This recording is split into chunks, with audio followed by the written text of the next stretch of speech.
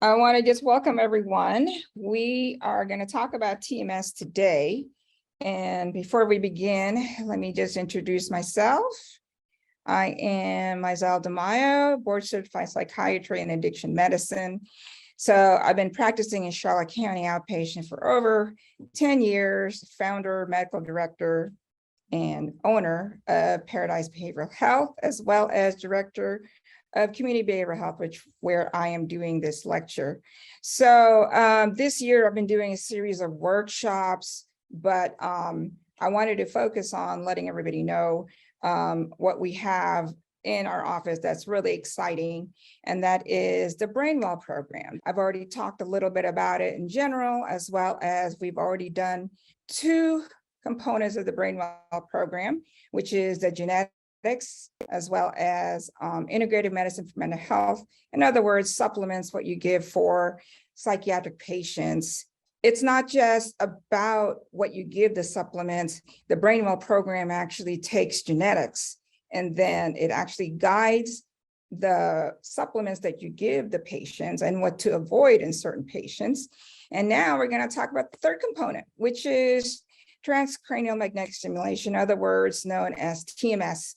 In general, I really don't even do TMS on a patient unless I really know what their genetics are, because this will tell me whether a patient is going to respond or not. And if they are not going to respond, what are we going to do to make sure that they will?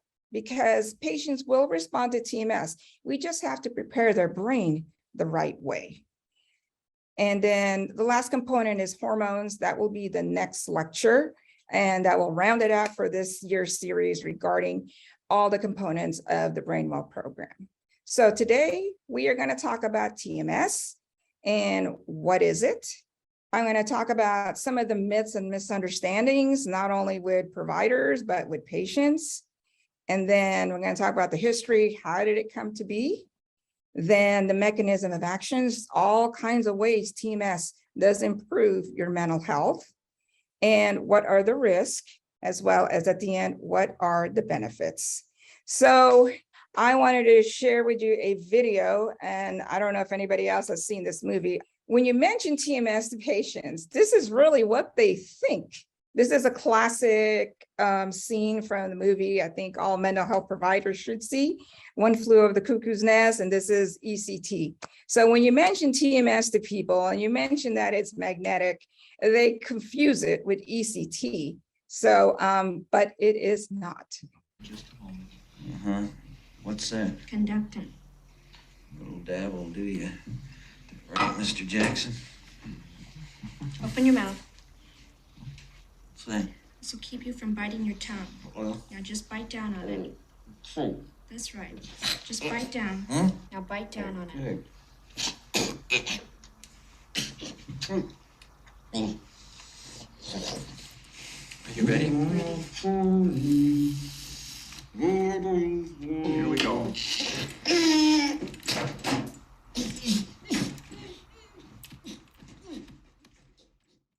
I want to define what TMS is. TMS, otherwise known as transcranial magnetic stimulation, it uses a magnetic field to stimulate regions of the brain that may be underactive in people with depression, because that's the first indication of TMS is major depressive disorder.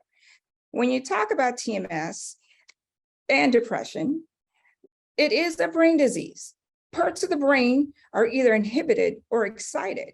And TMS comes in and works to regulate those activities in these areas that are abnormal, inhibited, or too much.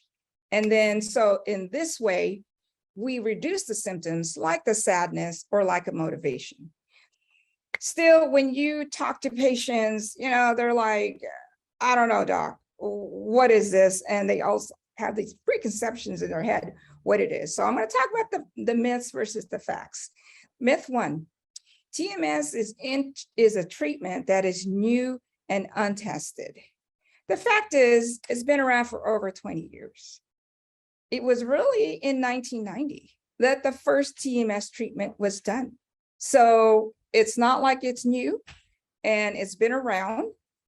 So the second myth we want to talk about, oh, it's only for people who failed other treatments, multiple meds and so forth.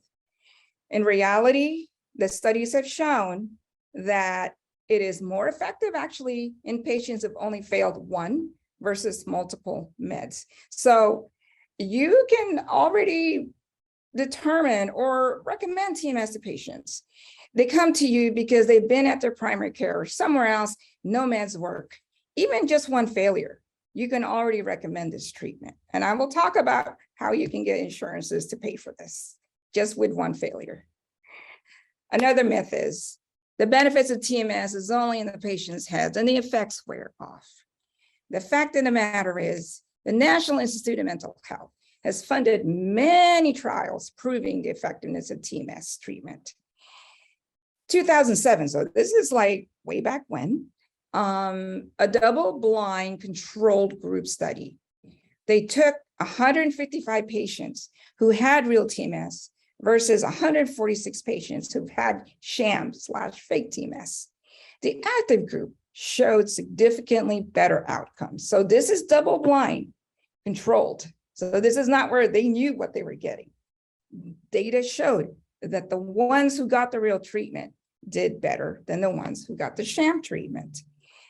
And they have shown EEGs and PET scans before and after treatment that there are changes to the communication of their neurotransmitters. Other research studies shows actual physical changes in the brain that comes because of TMS.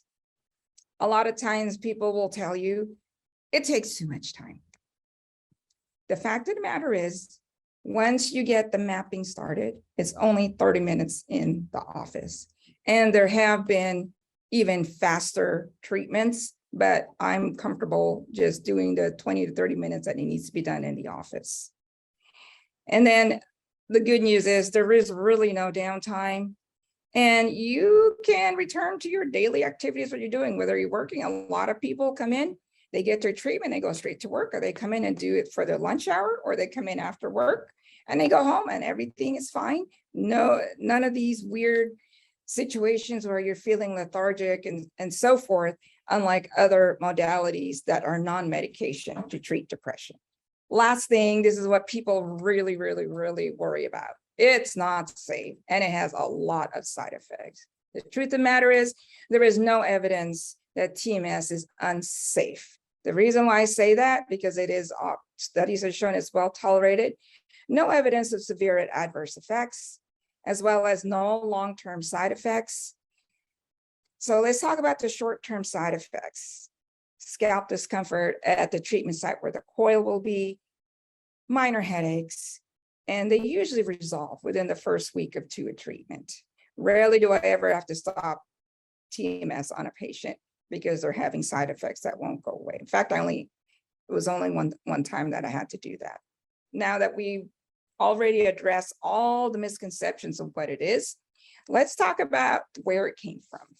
1881, Faraday produced a magnetic field by electrifying the coil, which is really the principle behind TMS. And he showed that it had effect on your brain cells, your brain neurons. So 1896, D'Arsenal used magnetic fields to induce cortical stimulation, meaning that it stimulated parts of the brain by using magnets. So he went on from using the electricity to give power to the coil to using it actually on the brain. 1959, this is just to show that if you can use magnetic energy to stimulate a nerve, I think we may have done all this in like medical school, where you stimulate the legs of the frog and it just like, and it contracts, same difference. So it laid the foundation for electromagnetic stimulation of neural tissue. The first experiment on humans, electrical stimulation on the actual motor cortex when the patient was awake. However, of course, when you're using electrical stimulation, it was very uncomfortable and painful. So Baker created the first TMS machine. He used, instead of electrical stimulation, he used transmagnetic stimulation to stimulate the patient's brain, which is not as painful, a lot more comfortable. And as we know, in 1990, the first TMS treatment was done. And so we are what, 2023? So it has been around for a long time. The science behind it, we have used it way back when. The theory of why it works, came from Faraday. And of course, what's important for us is, why would we use it? Is it really proven to be effective? FDA wouldn't approve it if it wasn't. In 2008, it got the indication for major depressive disorder. And most recently, 2022, it has the indication for OCD. So let's talk about the mechanism of TMS. I'm showing this because really behind it is an electromagnetic field that shows you how it communicates between brain cells. It does use the principles of electromagnetic induction, meaning if we know all atoms, chemicals, and cells produce an electromagnetic field. And this is how they communicate with each other via electromagnetic exchanges. So any disruption in this electromagnetic flow of energy in the cells causes impaired cell metabolism, which is the root of all disease, including depression. Because as we know, when you're talking about mental health, we're not here looking at your heart, because even though you may feel heartbroken because you're depressed, it comes from the brain. And what is it that's causing people to be depressed? Problems in the brain, problems in your neurons. So it is sick, and TMS will come in and try to heal that so you feel better. It is, another way of saying, like, if you had a problem with asthma or things like that, what do? You try to heal it. You try to address the underlying cause. And we're using the mechanism, electromagnetic fields, in order to address how we can treat a patient with major depressive disorder. This is what looks like the TMS coil. The electric current passes through the coil and it creates a magnetic field. And then it goes through all the structures of the brain, the skull, the actual cerebrum itself. And then it changes the brain activity once it gets to the neurons. And what is great about TMS is that it targets specific areas of the brain, meaning that it is more localized because of the coil, which you can place anywhere. I use it 99% of the time through the left side of the brain, which is really what we use to stimulate and heal somebody with depression. On the surface, a depressed brain looks much like a healthy brain, but inside the differences are unmistakable. During depression, the brain isn't operating at full strength in the area responsible for emotion. Think of it as the brain's emotional control center. The emotional control center delivers signals along the neural pathways to and from the areas of the brain that determine how we act, react, and respond to situations, thoughts, and feelings. In a depressed brain, they have become less active or even inactive. In other words, signals that would normally regulate mood and emotions do not work properly in depression. This affects the brain's ability to naturally decode, evaluate, and react to what's happening around it. So I just wanted to show what you actually see when TMS starts to work in the brain in terms of like stimulating the brain and causing all kinds of changes through magnets. I'm not against ECT. I think it's great. I think it's needed and it's pretty much safe in all patient populations. But let's talk about this because people get confused when you recommend TMS. They think like you're going to shock me. As I said, no. So these are the things that you can tell your patient, that there are advantages, or what is the difference with TMS over ECT. First of all, it's focused, meaning that you don't have to stimulate the entire brain. because as you can see, this picture that I have here is a ECT box, and those things on top, those are electrodes that you have to put on both sides of the brain. With TMS, you only have to do one side.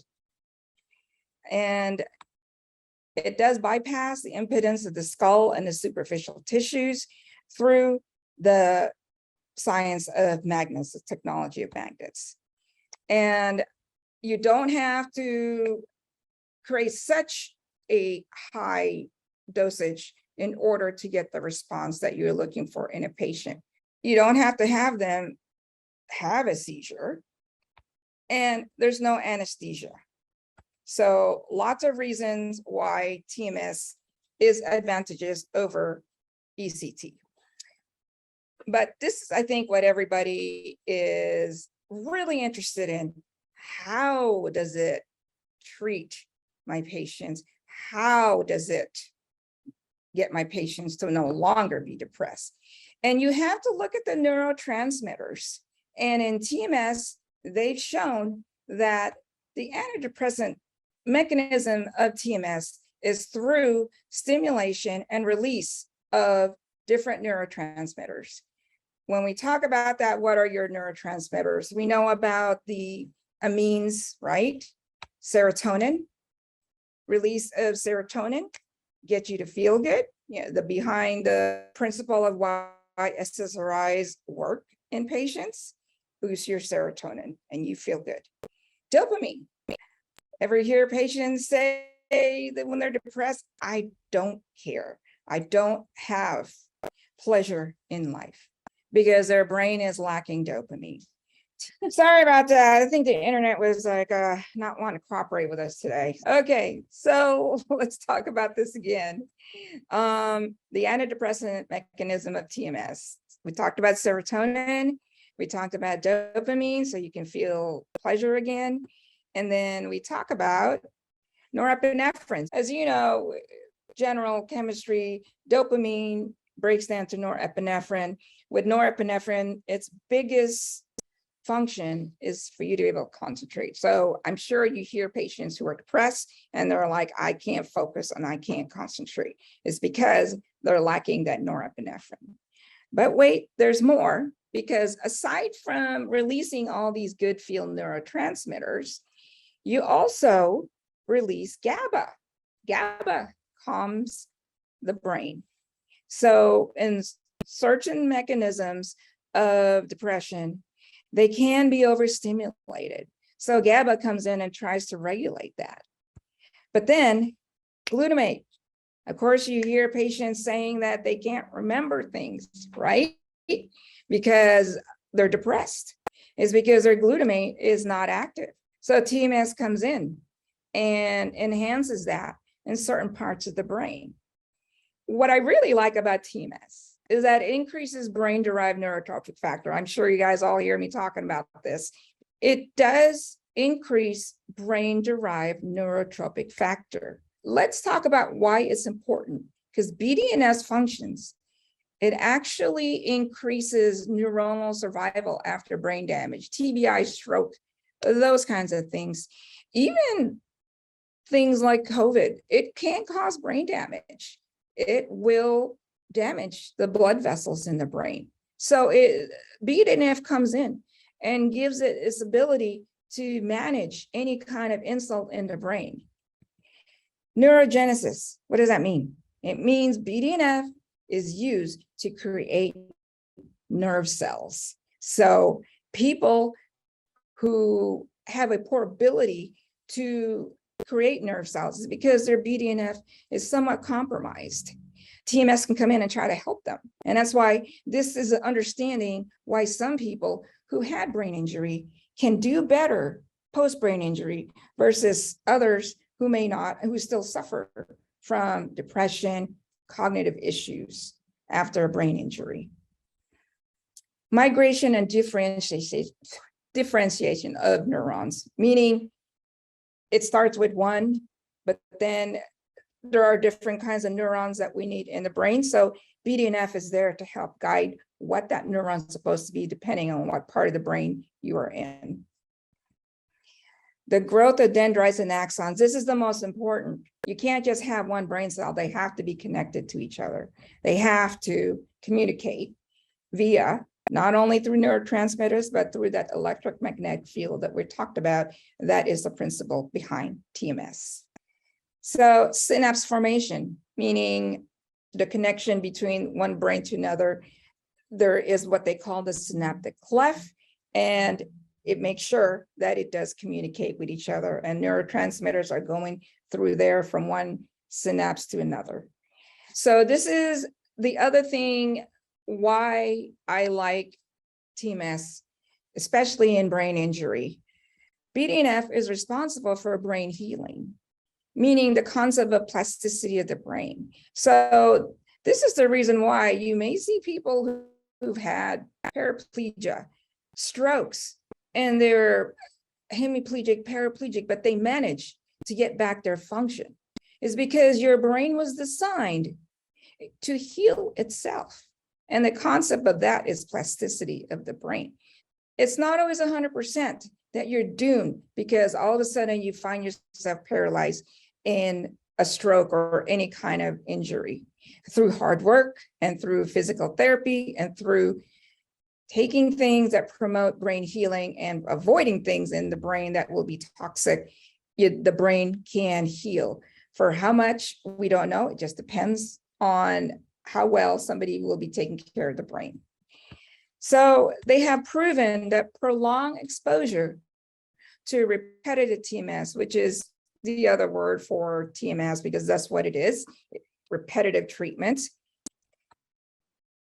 5 days with a 2-day break, meaning all my patients, they get 5 days a week. They get the weekends off, but they expanded to 11 weeks.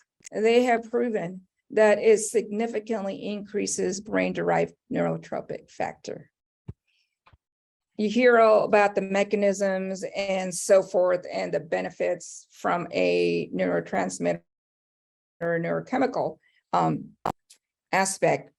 You may want to know, okay, patients want to know, what are the risks? They are rare, but they do include seizures. However, when I say rare, the incidence of seizures is 1 per 60,000 sessions. A patient only has to do 36. Mania, why would it cause mania? It is a treatment for depression. Any treatment for depression, you always run the risk of mania. So that's, you got to rule out bipolar disorder. The caveat is they have proven in studies, in actual experiments and control studies, that it can still help, especially in a depressive episode. However, would you need as much treatments for that? Probably not, but just keep in mind that it can happen anytime at all you treat somebody for depression if you don't really rule out bipolar disorder. Hearing loss, how does that happen? Hearing loss can only happen really if during the treatment, the machine is pretty loud. You got to make sure you got to give those earplugs to the patients. But I know lots of patients don't even use the earplugs. It just depends on the power and the strength of how much they need. But, you know, you can potentially have hearing loss. Migraines. Migraines is a potential side effect, meaning that if they have a history of migraines, they could have it with TMS. And I've had to stop at least one patient who developed migraines that couldn't tolerate the treatment, no matter how low I set the power or no matter how many times I adjusted it, they just couldn't tolerate the treatment. So those are the rare side effects, but those are the biggest dangers of TMS. But if you're looking at that, I think even patients, you would educate them. They're willing to take that risk if they feel that bad. The potential side effects, and these are the things that most people complain of: scalp discomfort and pain at the coil where it is, headaches, tingling and spasms or twitching. Why would it do that? Because you may have hit the facial nerve, and that's why you have to just adjust it based on the rotation in order to get it away from that facial nerve. There are some people, yes, some can get lightheaded. However, these side effects are moderate even mild, and they improve after several sessions. So if the patient is having that beginning, just tell them, keep an eye on it. Let's see how you do the next week or two. If it goes away, it goes away. If it doesn't, then we have to come back and rethink the location, or we may have to rethink the entire treatment. Only when a patient can truly no longer tolerate the treatment.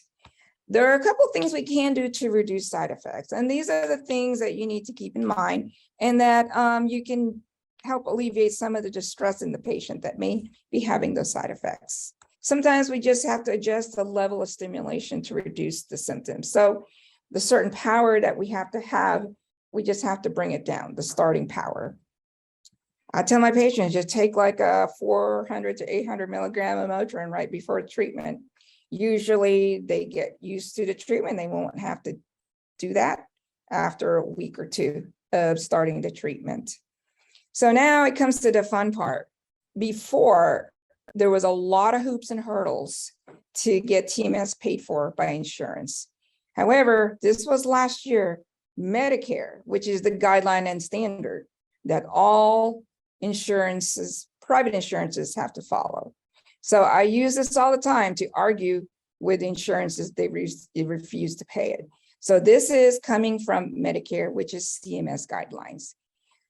You have to have depression, but look at this, it's single. It doesn't have to be recurrent.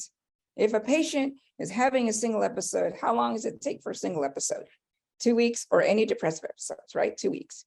And then you're starting the patient on meds, doesn't work, can't tolerate it, and they're still depressed, they can't get out of it, start another medicine. But if that's not working, then it's perfectly fine to refer a patient for TMS. So this is the following criteria, so only 3, really simple to remember. As we talked about, confirmed diagnosis of severe MDD. And how do you do that? Of course, it's clinical, but we use our scoring scales, such as PHQ-9. Most of the time, depending on the insurance, they can always try to fight you on that. Sometimes they say 18 is not good enough. That's pretty high, but sometimes you got to make sure that they have a PHQ-9 of 20, because they will fight you on this, because it is costly, even though at the long run, it will actually be cheaper, because you get that patient back to work and functioning in life. And they may not need to take medications for life. I've seen that happen with TMS. Failure of 1 or more psychiatric meds, or intolerance to the medication. That's bundled into one, the second criteria. And pretty simple, the psychiatrist has to be the one to evaluate the patient, do the face-to-face, and order the TMS. So at any time at all, Medicare guidelines, maybe a little bit looser, maybe for private insurances, not sure, but a doctor, the psychiatrist, MD or DO, has to be the one to determine if they do meet criteria for a TMS. That's why I'm moving on now to not just doing regular med management. My role really a lot in both offices is to determine who meets criteria for TMS, because providers are struggling with finding the right medicine. How do you define failure of a trial of pharmacologic agent? This has to be 1 or more at adequate dose or duration.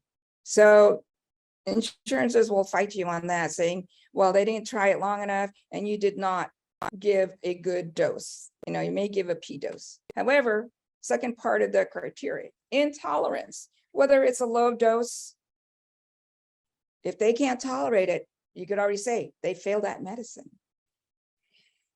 What is intolerance? They have side effects that don't resolve with continued administration of the medication. You may want to just tell a patient you got to take it every day, but if you really cannot tolerate it, even at a few days, it's so bad, I cannot handle it.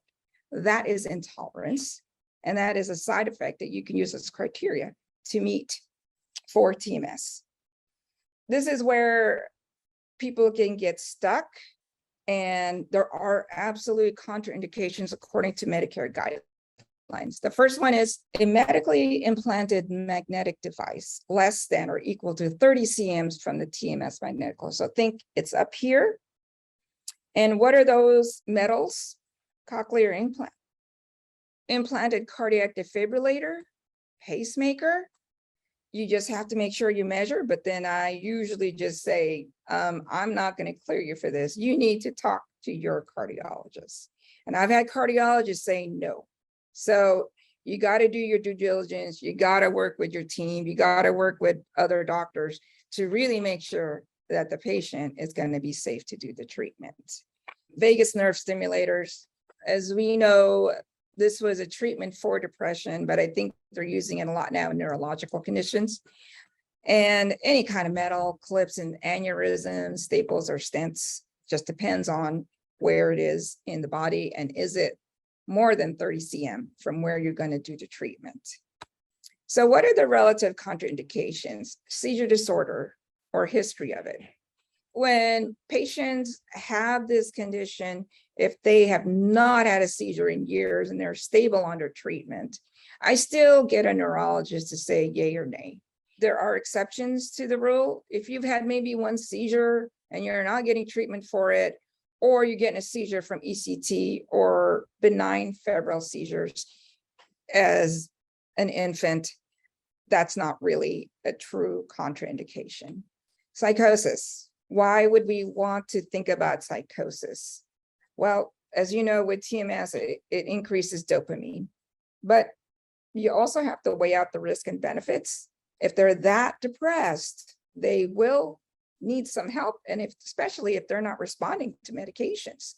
And you will get insurances to deny, but then you can just say, hey, this is only a relative contraindication. It is not absolute. And I believe my patient can benefit from it because they've tried everything else. Neurological conditions, as we talked about, epilepsy, which is seizure disorder, cerebrovascular disease, strokes, things like that, dementia. So you will get insurances to deny because they have dementia, but people have dementia, they can still suffer from major depressive disorder, which is the only criteria that needs to be passed in order for your patient to get the approval from the insurances, including Medicare. And increased intracranial pressure, definitely, like I would have to think about that. I would get the neurologist involved, as well as repetitive or severe head trauma. Remember, this is relative contraindication, and what does TMS do? It actually causes brain healing by increasing brain-derived neurotrophic factor. So I was very, very happy to see in that documentary movie, Quiet Explosion, they use TMS to treat these NFL players for their brain injury. Because why? They are suffering from depression and nothing works. If the brain is sick and you cannot get it better with medications, you have to get the brain well by increasing the brain-derived neurotrophic factor. And of course, tumors, again, you're going to have to coordinate care with the neurologist to make sure that they are actually safe to do TMS. So now that we know everything about this, we covered everything from the myths, mechanism of action, the history, and all the good things that come from TMS. We also discussed what are the risks. So let's talk about the benefits. As we know, it is FDA approved for major depressive disorder, now approved for obsessive compulsive disorder. These are the things that no amount of antidepressant will do. TMS is the only one that will stimulate increase in neurotransmitters of serotonin, dopamine, epinephrine, GABA, and glutamate. And we talked about increasing brain-derived neurotrophic factor. It improves brain health. The best thing is it is non-invasive and it is not a medication. The last thing to talk about, little to no side effects, because you've already been schooled on what you should look for in a patient that may not do well with the treatment. So that's about it in terms of what is TMS and what are the things incorporated into it. All right, thank you, everybody, for showing up today. The last component of the Brain Well program I'm going to talk about is hormones and mental health, but I really appreciate everybody coming in and taking their time, and especially that if you are quasi thinking about any patient that may benefit from TMS, don't hesitate to make that referral, even if you don't think so, because I may see something in that patient that you may have missed, or thinking that there's something in there that they could benefit from the treatment. Okay. All right. Okay. So I guess we are done for today, and everybody have a good afternoon.